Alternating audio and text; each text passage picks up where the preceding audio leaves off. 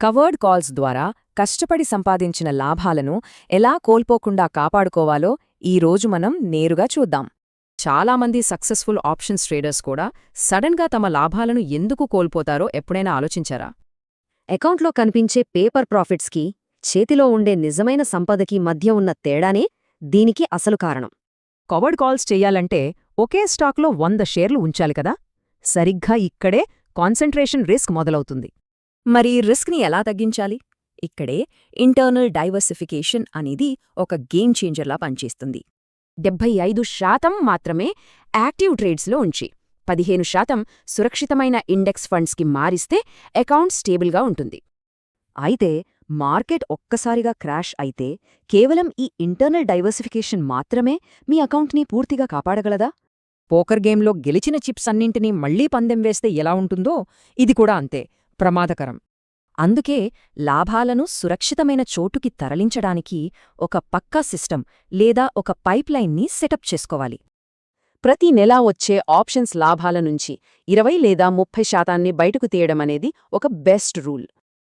ఇలా చేయడం వల్ల మీ పోర్ట్ఫోలియో పెరుగుతూనే ఉంటుంది. అదే సమయంలో మీ లాభాలు కూడా సురక్షితంగా మీ చేతికి వస్తాయి. ఇలా తీసిన డబ్బునే ముందు ఎక్కడ వాడాలి? సింపుల్, ఎవ్వరూ తప్పించుకోలేని వార్షిక పన్నుల కట్టడానికి మాత్రమే దీన్ని పక్కన పెట్టాలి.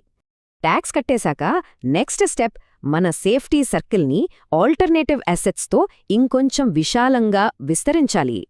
రియల్ ఎస్టేట్, బంగారం లేదా క్రిప్టో లాంటి వాటిలో ఇన్వెస్ట్ చేయడం వల్ల మీ పోర్ట్ఫోలియోకి అద్భుతమైన డైవర్సిఫికేషన్ దొరుకుతుంది. అలాగని మొత్తం తీసేకూడదు. మంచి రాబడి రావాలంటే మీ సంపదలో ఎక్కువ భాగం స్టాక్ మార్కెట్లోనే ఉండాలి. ఇక అన్నిటికంటే ముఖ్యమైనది లాస్ట్ స్టెప్ ఏంటంటే ఎక్కడా ఇన్వెస్ట్ చెయ్యకుండా పూర్తిగా క్యాష్ రిజర్వ్స్ని మెయింటైన్ చేయడం. కనీసం 6 నుండి 12 నెలల ఖర్చులకు సరిపోయేంత క్యాష్ని మీరు ఎమర్జెన్సీ ఫండ్ లాగా తప్పకుండా పక్కన పెట్టుకోవాలి. అకస్మాత్తుగా మార్కెట్ పడిపోయినా లేదా ఏదైనా ఫినాన్షియల్ ఎమర్జెన్సీ వచ్చినా ఈ క్యాష్ మాత్రమే మీకొక పటిష్టమైన కవచంలా రక్షిస్తుంది. ఇలా యాక్టివ్ ట్రేడింగ్ నుండి క్యాష్ వైపు మీ డబ్బును మళ్లిస్తే రిస్క్ ఎలా జీరో అవుతుందో ఇక్కడ మీరు క్లియర్గా చూడొచ్చు. ఫైనల్గా ఒక ప్రశ్న. మీరెంతో కష్టపడి ట్రేడింగ్లో సంపాదించిన ఆ లాభాలు ఈరోజు నిజంగా సేఫ్గానే ఉన్నాయా?